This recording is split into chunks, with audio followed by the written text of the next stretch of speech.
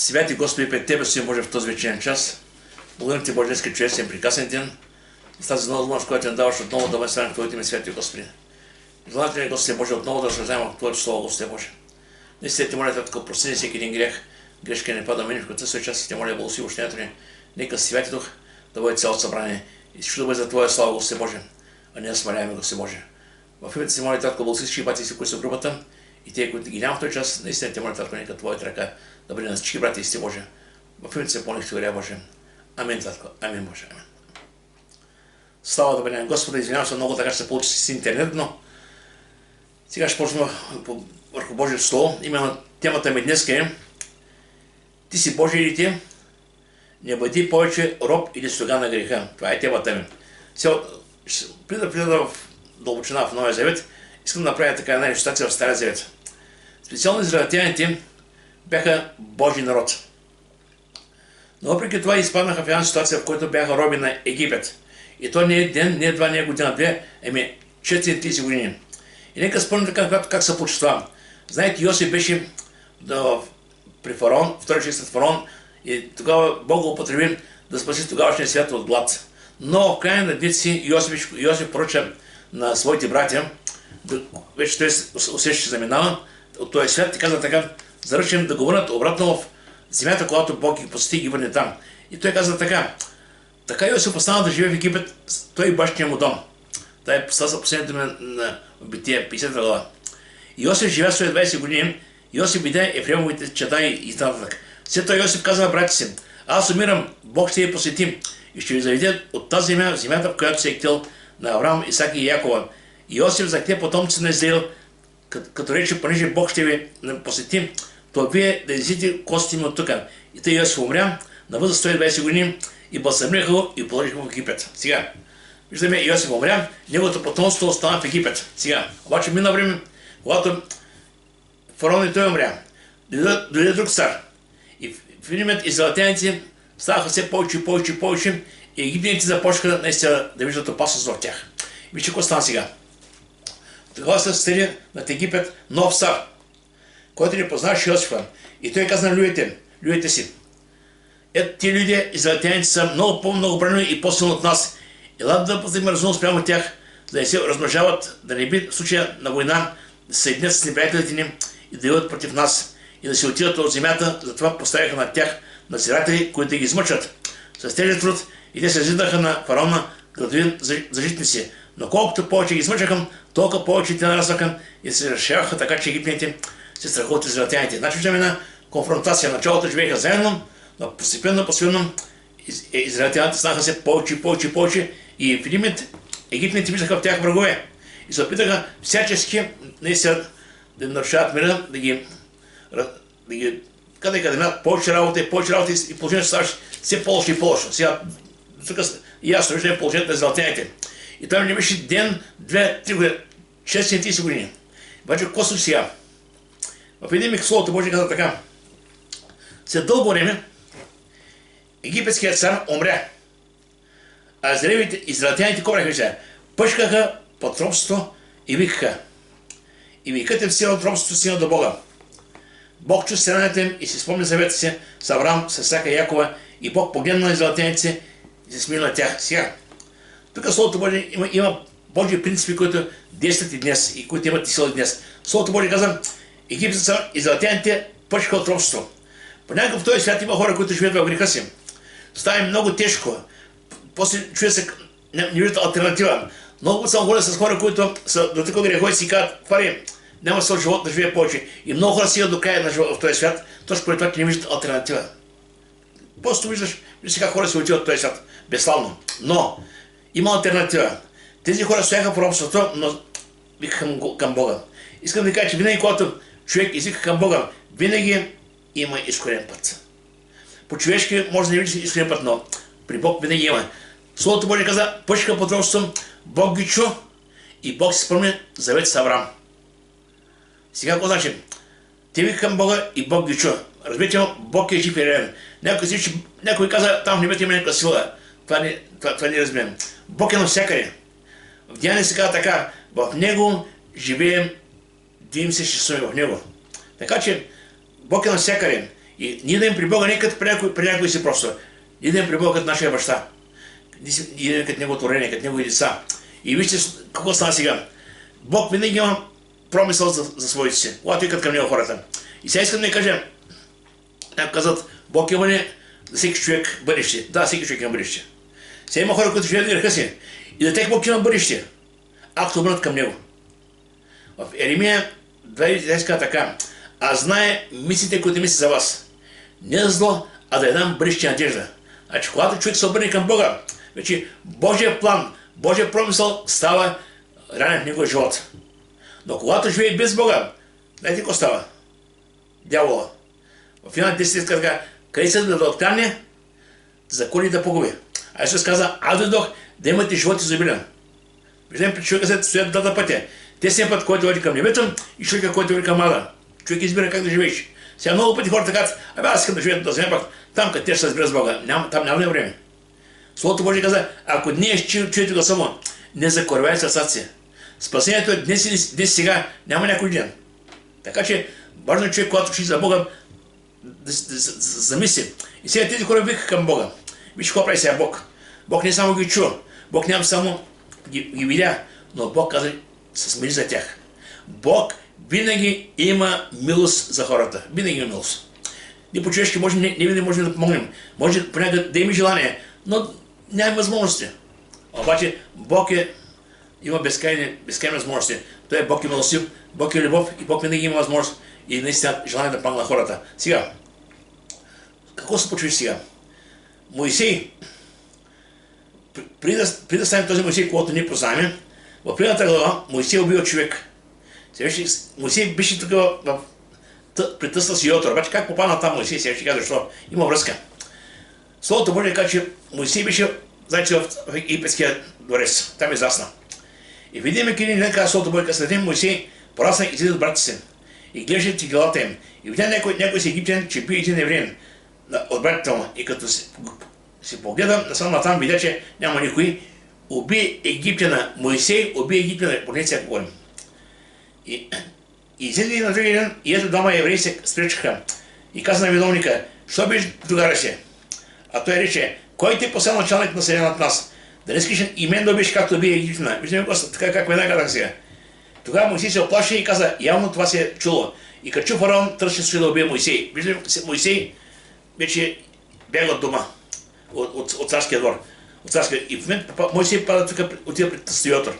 Там пасе овце. Сега какво се случва? Точно там Бог идва и го намира. Кой съм да кажем?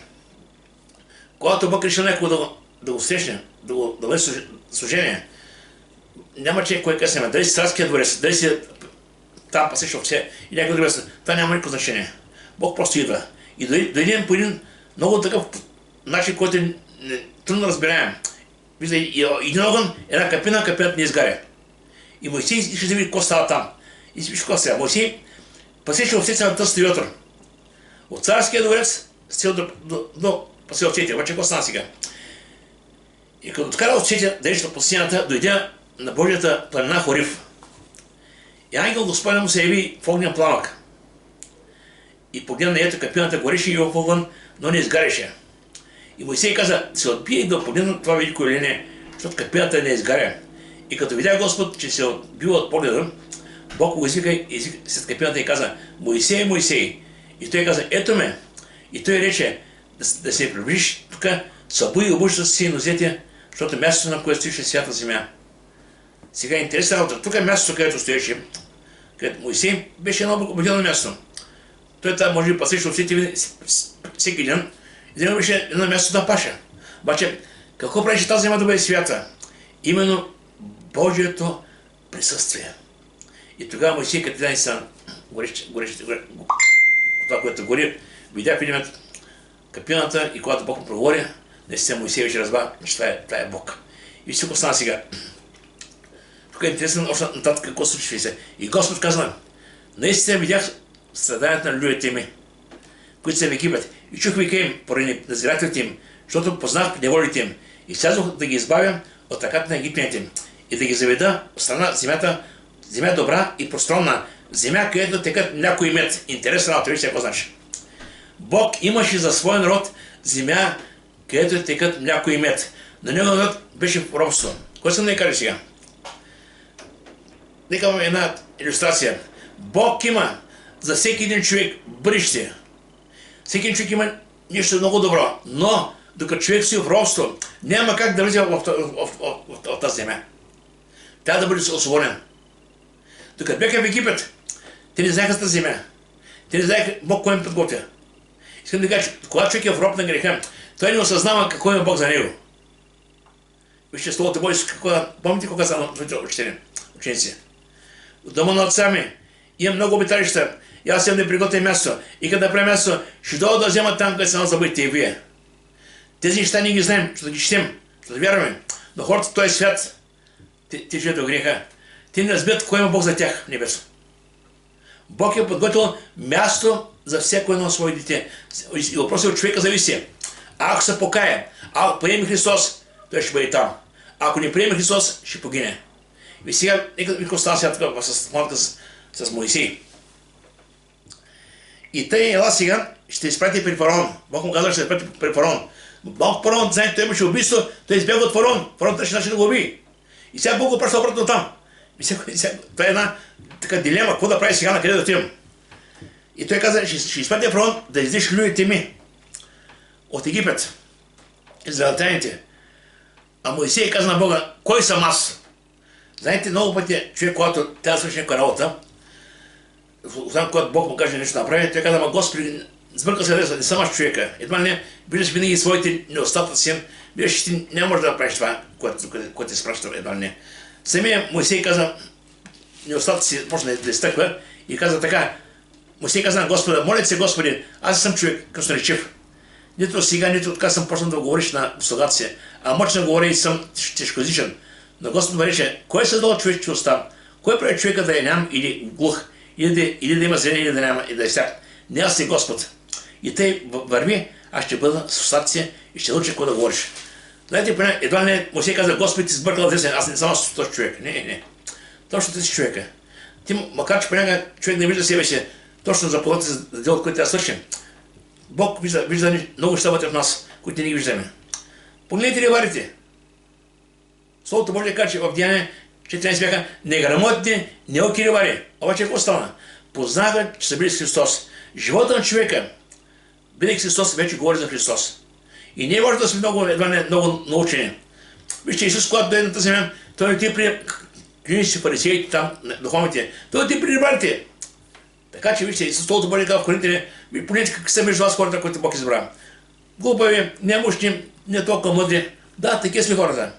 Защото Бог, а когато човек много знае, той се мъчи, той прави нещо. Когато Бог иде при немощни хора, и не може да разбира, че това, което върши, това е Бог. И осъзнават наистина Божието величие. И той му каза така. И той каза, кой съм аз да отида при фараон? Едва не, кой ще каза на фараон, че аз не съм такъв фактор в Египет, но Бог ще кома каза Господ. Рече Бог, аз без другом ще бъда с тебе. И сега думам, другия превод така, аз непременно ще бъда с тебе. Значи самото Божие присъствие даваше гаранция, че Моисей ще се запази жив, че това, за което го праща, Моисей ще го свърши. Значи, Божието присъствие е това, което гарантира. Не, че Моисей беше много силен, не, че беше красноречив в говора. Той каза, аз не мога да приказвам, заиквам. Обаче, Моисей рече Бога, ето когато отида при израелтяните и им каже, Бог на бащите ми ме изпрати при вас, те ще ме питат, как му е името? И тогава ще казва, сега той казвам, ще кажеш, Бог каза на Моисей, аз съм онзи, който съм. На арамейски това означава, аз съм вечно съществуващия, вечно живеещия. И сега, какво направи Моисей? Моисей се покори. Покори се на Господа, обаче нека да бъдем се точно какво става вижте. Тук е нещо, което е интересно, че Словото Божие казва, че Бог видя, Бог чу, Бог се да ги избави. Това е Божий принцип. Когато имаме към нужда, когато имаме към Господа, Бог е този, който вижда, който чува и Бог има ресурса да не избави. Беда, че колко е голям или малък проблема. Значи, важно е ние да се оправим към Господа. Псалом 55 ще казва така, извикай към мен, не това е Псалом 55, призива ден напас, и аз ще избавя, ще я прославиш. А Еремия 30 казва така, извикай към мен, и аз ще покажа велики чудни неща, които ти не знаеш. Виждаме, че неща, които ние не ги разбереме. За нас са мъчни, за нас са трудни, изходния път е при Бога. И сега Бог му казва, Ила ще изпратя. От Моисей зависи какво ще прави. Дали ще стане при овцете или ще изрази Израел. Виждаме пътя. Може много пъти в християнския живот Бог ти е при Захей, помните? Той му сподели Евангелието, каза на Шука, Захей може да стане да бъде бирник там. Обаче Моисей, той каза, хвърля Шука, искам каза само да бъда с тебе. И така беше с апостолите. Оставяха рибите, значи ми каже, когато Бог дойде при човека, винаги застава дилемата, парадокса. Какво да прави сега? Кой път да избира? На къде да отида? Да остана с Господа или да се продължа пътя? Ще дам ви пример, помните богатия младеж. Имаше много пари, беше богат, имаше наследство. Когато каза, Господи, какво трябва да прави да по-човечен живот? Той му каза, пъзи заповедите, има закона. И той каза, закона съм опазил от младостта си. Той какво му каза? Едно и те сега. Иди продай всичко, ще имаш, вземи бедните и ще имаш съкровищата на небесата. И какво прави този човек? Каза ли става да бъде Господа? Не. Обърна се страна. Искам да ви кажа, че винаги има два типа хора. Едни хора, които се покоряват на Бога и на Словото, има и други, които си държат парите и злато сърцето си и това е техния живот. В Словото Божие каже, стрелюйте корен на всяко зло, към което се семяха някой отпаднах от вярата. Значи важно е, много важно. Исус да бъде на първо място, всички неща той ще прибави. Той каза, не се притесняй, какво ще идеш, какво ще пиш, какво ще облечеш, търсете първо Неговото царство и Неговата правда, наистина е най-важна. И тук Исус, Бог каза в Словото Божие, аз непременно ще бъда с тебе. И после 20-20 си каза така, и като изигна ръката си, ще порази Египет всички мои чудеса, които ще направи след него, след това ще я пусне. Вижте, тук се говорим за чудесата, да се написал на пилинистика долу, така илюстрация, какви знамения Бог направи пред Израел тогава. Това са 10 чудеса, които са днеска никой не ги вижда. Няма как да човек днеска не сме ги виждали тези неща, но ние сега ги приемем. А това поколение, което видя чудесата, то остана по сцената поради неверие, поради роптание. Какво искам да кажем? Чудесата са важни, по-важен този, който върши чудесата. Ако нашия поглед само чудесата и не рискуваме да загубим пътя. Очакваме се чудо, накрая не знаем къде е този, който върши чудесата. Сега, какво направиш се? Първо, жезъла стана змия. Това е изход 7 глава. Жезъл, който Моисей носеше, стана змия. Второ, водата в река се превърна в кръв. Това е пак чудо. После Бог порази Египет с жаби. После целият Египет беше заред с въшки. Бог изпрати мухи между фараон и египтяните. После Бог изпрати тежък мор върху добитъка на египтяните. Това ще идва от Бога. После Господ даде по цялата египетска земя. Удари град. Бог изпрати скакалци по цялата египетска земя. И после Бог направи да настане тъмнина, която се пипаш като с ръка. Бог поради всички фараони от Египет, от фараона до слугинята и до добитъка. Всичко това направи Бог. Това са 10 чудеса.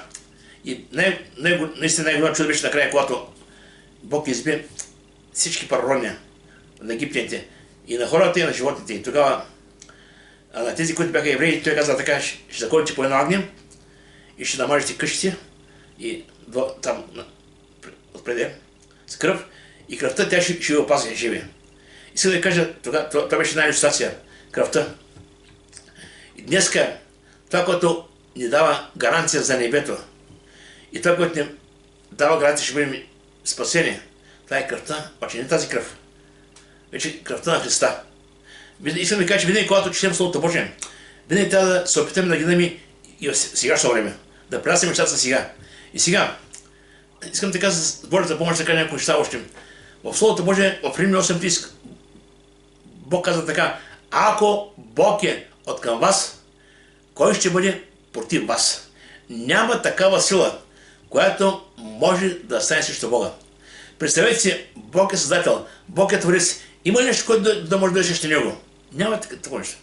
Дявол се опита да се възродей, Бог го изхвърли.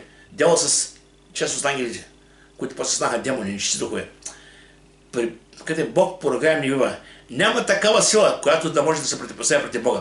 А в Словото Божие, в Колосяните ти казва така, животът ви е скрит с Христа в Бога. Моят живот е в ръката на Бога там. На тази земя може да преминаваме по нега страдания, болести, падения, много неща. Обаче никой не може да вземе живота. Животът е в Бога, разберете ме. Така че, какво да преминаваш, трябва да бъдем дразумени с Господа. Да продължаваме напред, не се притесняваме. защото Той е с нас. Самият Исус Словото Божие каза, Матей 7 глава, когато за овце и за пастир, каза така, моите овце, защото гласа ми, и аз ги познавам, и те ме следват, и аз им давам вечен живот, и никой не може да рене от ръката ми. Виждам колко голямо обещание. Щом си с Него, щом си в Него, никой не може да вземе. Да, много неща може да не разбираме, но не знаем по какъв сме тръгнали, знаем кой е нашия пастир и знаем къде наводи. Исус каза, аз съм пътят, аз съм истината, аз съм и живота, и никой не дохожда при Отца, освен чрез мен. Слава да бъде на Господа. Сега, и искам да ви кажа, че самото Божие присъствие променя човека, обстоятелствата и атмосферата. В Словото Божие, в Псалм ни казва така, Псалом 34:19 казва така, Псалом 34:19. Много са неволите праведния, но Господ го избавя от всички тях. Сега, много пъти като християни се опитаме да абсолютизираме, едва не ела при Бога, няма да имаш проблеми. Всичко ще бъде само цвете и рози. Ама Бог не е обещал такова цвете и рози. От Диана се казва, че през много скърби ще примите да гледате Божие царство. Исус каза, ако мен не го никъде ще гонят. Ако мен не приема хляба, вземе няма такова обещание. Понякога хората, къде кажем, украсяват Евангелието да привличат хора. Ама този, който не повярва в Евангелието, колко да го украсяваш, няма полза. И Словото Божие казва, много са неволите правени. Що? Защото живеем в една земя. Тази земя, с тези Бог е сътворен, знаете, дявола дойде на тази земя. В момента дявола е князът на този свят. Но Бог дали своите си и Бог винаги има изходен път. И казва така, Господ избавя душите на слугите си. И никой, който уповава на Него, няма да бъде осъден. Виждам колко ясно казвам. Никой, който уповава на Бога, няма да бъде осъден. Слава да бъде на Господа. Помните сега, вижте, ще дам близки Йория, тук сега, накратко. Гидеон, когато израелтяните бяха в притеснение. И тогава викаха към Господа. И какво става, вижте сега, какво става, само да си ще кажем. Представете сега израелтяните, в момента там има робство на Мадиан 7 години. И те сега в това робство Мадианци идват, так му да има ръже, взимат им житото, взимат им зърното, взимат им животите. И видимо тези хора бяха в едно непрестанно отеснение. И Словото Божие казва, че дойде ангел Господен. И дойде сина на Дава, който е в Офра, и предишно на Йоас. А сина му Гидеон чукаше жито в плина, за да го укрие от мадианците. Виждаме сега чука и се крие. Дали ми някой да го види да дойде да вземе житото. И ангел Господен му се яви и му каза, Господ с тебе може да силно и храби. Господ с тебе, виж какво става се. Той каза, може да силно и храби. Гидеон беше със себе си страхливец. Беше се скрил там, страхуваше. А той каза, може да силно и храби. Бог виждаше нещо, което Гидеон не виждаше в себе си. Той посека, чакай, Господи, едва не... Той се опита да види на кого говори.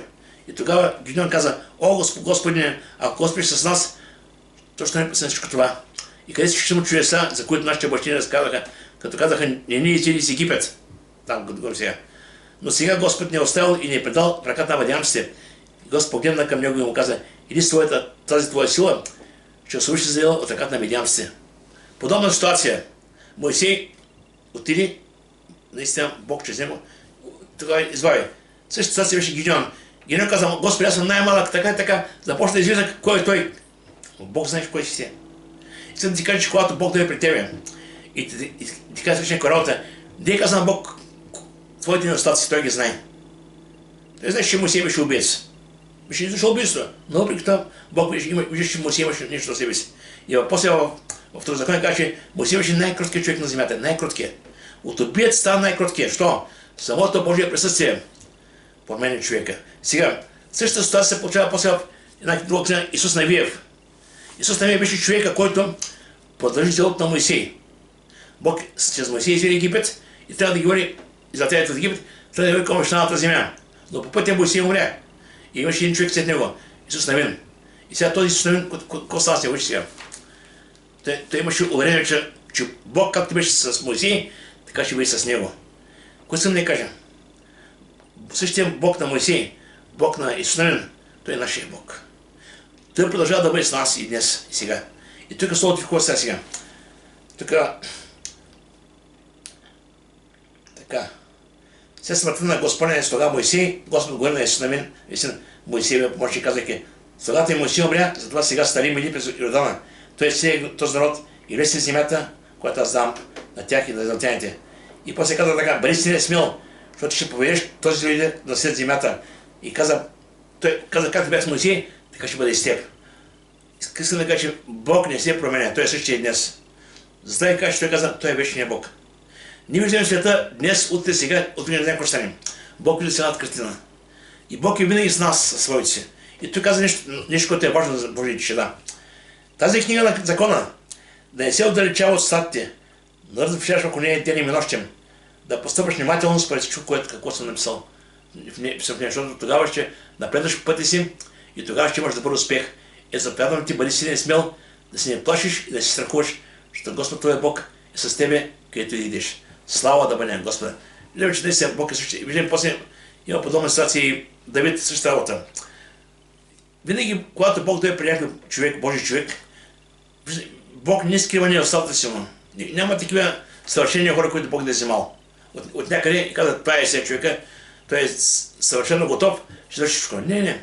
Той има неподготвени хора, да ги подготвя за делото, което има да прави с тях.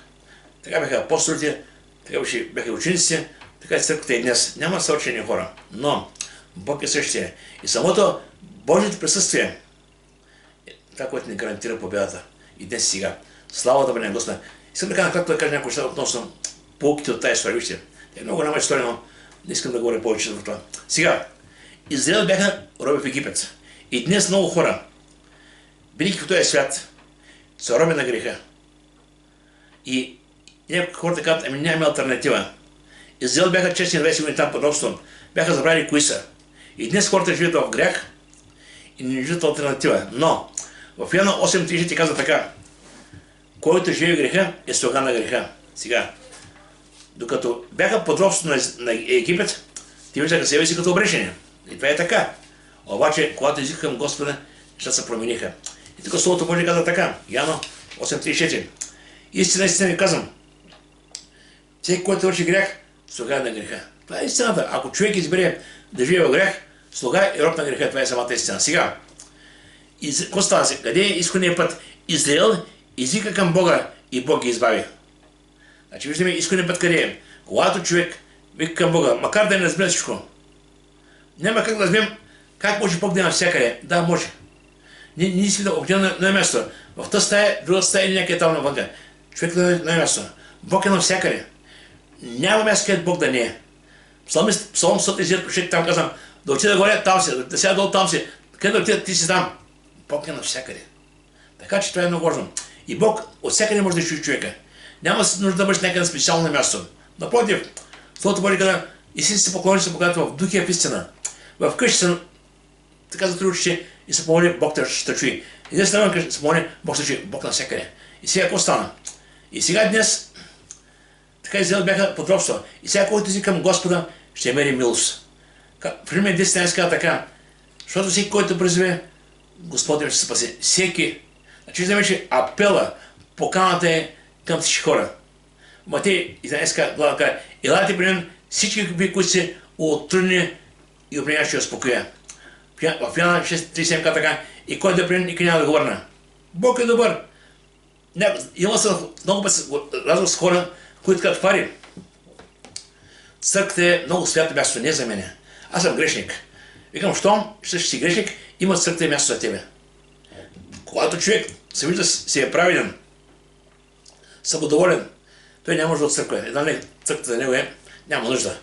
Когато говоря с някои хора, които така, Фари, виж сега, сигурно си бил грешен, защото ще при Бога. Аз не убивам, не лъжа никъде, гледам семейство, гледам си децата, не върши нищо лошо, аз съм добър човек. Вижте, това е право, това е човешката правда. Писание казва така, вашите праведни дела са като мръсна дипа пред него. Никой не може да при Бога със своите дела. Но, това, което е важно да размечем, ние да при Бога и ставаме праведни по едно дело, Христос. В 2 Коринтияни 5:27 казва така, Бог направи грешен онзи, който не е знал грех, да станем чрез него ние правени пред Бога. Сега, Израел езика и Бог ги избави. И днес, когато идем към Бога, Бог е готов да избави. Другото е важно. Моисей, Бог чрез Моисей освободи Израел от робството сега. Но сега Бог даде Христос, за хората да бъдат изкупени от робството на греха. Значи тогава Моисей беше Стария Завет, този, който избави. Днеска Христос е, който избави хората. Виждате, последника между Бога и човека. Тогава беше Моисей. Днеска последника между Бога и човека е Христос. И сега нека да бъдем докато делото на Христос е съвършено и той да защити хора. Тогава беше за един народ, за Израел. Днеска делото е да защити хора. И Матея, 20 казва така. Също как човешкия син, не дойде да му служат, но служи един живот си отказ за мнозина. Всеки един човек, при мен през тази земя има алтернативата. Да излезе към Господа, да приеме Господа, да се покае и да има вечен живот. Без значение къде живее. Дали в Америка, дали в Африка, без значение в България, Австралия, където. Това не има значение. Спасението е само чрез вяра в Господ с Христос.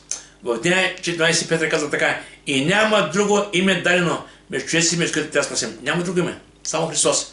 Българи, турци, американци, африканци няма никакво значение. И сега, в Йоан 29, когато Йоан Кръстител видя Христос, идвайки при него, знаете какво каза? Ето Божият агнец, който носи греха на света. В Стария Завет всяка година колеха агнеца животни за умилостивление пред Бога. Исус дойде и направи вечно изкупление. Вече няма нужда от курбани, няма нужда от животни. Това е Божият агнец. И Словото Божие казва така. Йоан 8:32 казва така: и ще познаете истината. И истината ще направи свободни. А Йоан 8:33 казва така: ако Синът те освободи, ще бъдете наистина свободни. Виждаме, че свободата вече не е чрез нещо друго. Чрез Христос. Слава да бъде Господа. И сега, и Бог е избрал църквата да несе благовестието. Това е нещо, което е важно. Сега, и Христос преди 2000 години дойде, проповяда, получава и накрая умря на кръста да греха в целия свят. И след това, помните, когато той се отиваше, апостолите останаха. След това учениците му. И Бог тогава след църквата. И днес църквата има същата функция да проповядва за Христос. И сега всеки от нас, бидейки част от църквата, има тази привилегия да сподели този, в когото вярва. Разбира се, ние не спасяваме. Ние само каним хората към спасение. Сочим към Христос. И казват, Словото Божие казва така. Улетие 5 глава. А всичко от Бога, който ни примири със себе си, чрез Христа, и даде нас да служим за примирение, че Бог Христа примирява света със себе си, като не внимаваше на човеци прегрешенията им и че повери това послание на нас. И те от Христос стана посланици, като че Бог чрез нас умолява, молим от Христос стана, примирете се с Бога. Знаете какво значи примирение? Значи примиряват са две страни, които са били вражески настроени. Бог е добър, обаче поради грехопадението, между Бог и човек имаше една пропаст. И тази пропаст няма как. Вижте каква е дилемата сега. Бог е любов, Бог обича човека, но Бог е справедлив. И греха заслужава смърт. Заплата на греха е смърт. Идва въпроса, как Бог може да прегърне един, който заслужава смърт? Това беше дилемата. И какво прави Бог? Бог изпрати Христос, който умре за греха на целия свят, вместо всички хора. И всеки един, който приеме Христос, вече има възможност да е при Бога. И Словото Божие казва, че Христос да примири. Ще дам като иллюстрация. Взема ръката на Бога, взема ръката на грешка и стои едно и казва, Господи, аз умрях за този човек. И за този, и за този. Видите ли, сега дума, чрез Христос ние сме примирени с Бога. И Бог се желае чрез нас това примирение да доси все повече хора. Сега, Бог беше с Моисей. И сега Бог е с нас и в нас. Това е нещо много уникално. Вижте. Ако спомните тогава по времето на Моисей, Бог ходеше през деня като облак, а вече като огнен стълб. И когато облака спреше, те спираха, станаха становите. Когато облака следише, и те дигаха и тръгаха, докъдето облака отиваше. Вече беше като огнен стълб. Така че Бог беше непрекъснат с тях. И денем и нощем. Кога? От момента, който ги извели от Египет, до момента, който отида в обещаната земя. Кое съм да кажа? Божието присъствие с човека от момента, който приеме Христос, до момента, който е в небето. Това не обещава Бог. Това няма да остане, няма да забравя. Така че от нас иска да го следваме. И сега, в Матея 20:20, според Евангелието на Матея, последните думи на Христос бяха така. И ето, аз съм с вас през всички дни да свърши към навека. Това каза Христос. А Йоанна 14:18 каза така: няма да ви оставя сила си, ще дойда при вас. Именно говори със Святия Дух. И днес, когато там къде се дава и трябва да се отбъга, там съм и аз. Да, Бог е невидим, но е реален сред нас. И нещо, което е важно. Словото Божие казва, че ние сме храм на Бога, поради това, че Святия Дух живее в нас. И каза така, не знаете, че сте храм на Бога и че Божия Дух живее в вас. Значи храм, място, където Бог обитава. Храма не са камъните, не са там някой каменен храм. Храма е човешкото тяло. Бог присъства в нас. И тук отново казва така. И не знаете, че вашето тяло е храм на Святия Дух, който е в вас, който имате от Бога, и вие не сте свои си. Слава да бъде. Виждаме си едно обещание. Сега съм така, да кажа какво ще нещо, да завършам. Какво ще ви молите. Сега, самото освобождение, кой имаш, вижте? Той каза, ела и ще изпратя да идиш любите ми. И днеска Бог се нуждае от хора, които да имат сърца, да се покорят, да тръгнат с Господа. Да кажат, Господи, аз искам наистина да бъда употребен за Тебе. Да, ние всички имаме в този свят работа, имаме ангажименти, семейства, дом, деца, имаме много неща. Обаче, Божия призив е ела. Ела да свърши работа за небето. Вижте, не напълно Словото Божие ни казва, че всеки един човек на тази земя, Бог дава таланти, Бог дава дарби, Бог дава служение. Целта каква е? Всеки един да чуе за Бога Тебе. И в Словото Божие казва, че само за едно цялото небе среда. Цялото небе среда, когато една душа се кае. Погледнете колко е ценен и всеки един човек пред Господа. И сега, нещо, което е важно, Бог никой не се отказва и ти.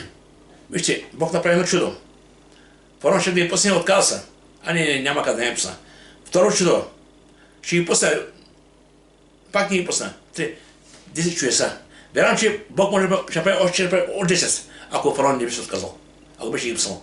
Така че Бог направи всичко, което е възможно, докато човек беше свободен. Сега дума, много хора тръгват след Бога, да казват, ама не, той не е за мен, аз не мога да се откажа, той не може да се откажа. Вижте, от една страна стои вечността, друга страна стои ада.